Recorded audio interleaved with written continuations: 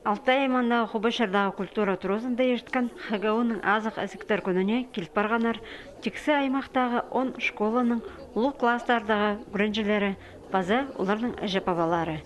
Университетін қойнында 10 институт, 4 колледж, база 64 кафедра тоғынша. Бұты ғазғыды шетерге, хайди үгірінірге кірірге, қозы балар хайди аларға, аның тозы бізі хайды тоғынырға, прай шарт бергенар. Аймақ алардағы олғыстар орындоқ прай сұруларға нандырғылар алып алғанар.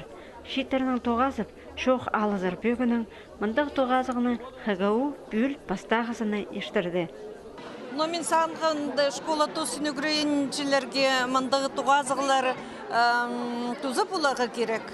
Олардың пүйінгі түсті қайда кіріп үгіренер сақыстырып бар. Анаң армандығы тоғазығыларды олар уже постардың күршілер, қай мұны профессияларды алпаларға сіріншілер. Анаңар сағыншым мұндығы немелер тоғазығылар керек болар.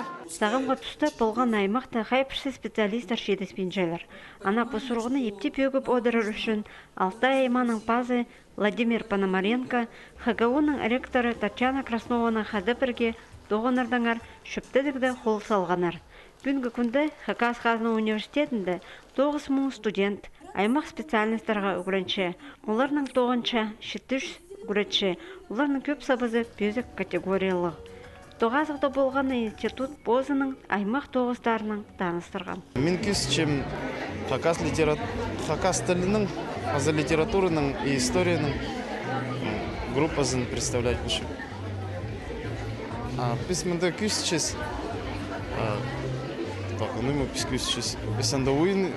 ойын күсчес. Хагауның азық үзіктер күні шақсы ешт барған. Шитар посқа керек профессиялардың ар біліп алдылар. Амды оларға қазны сынықтығыларына түзімнік тұтыбызарға керек.